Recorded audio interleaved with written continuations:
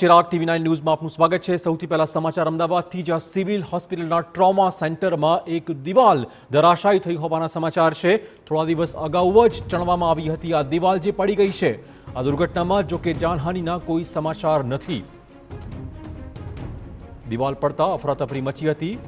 હાલમાં આ સ્થિતિ પર કંટ્રોલ મેળવવાનો પ્રયત્ન થોડા દિવસ પહેલા જ આ દિવાલનું ચણતર થયું હતું, જો કે અચાનક જ આ દિવાલ ધરાશાયી થઈ ગઈ। ટ્રોમા સેન્ટરમાં આ દિવાલ પડી ગઈ છે।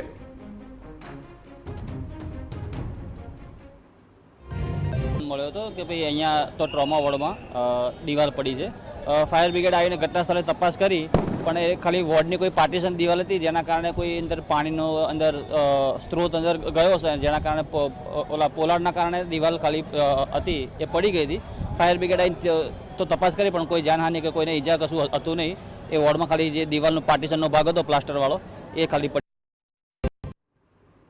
તો અમદાવાદની સિવિલ હોસ્પિટલનો બનાવ, ટ્રોમા સેન્ટરમાં એક દિવાલ ધરાશાયી થઈ છે, જો કે જાનહાનિના કોઈ સમાચાર હાલમાં નથી।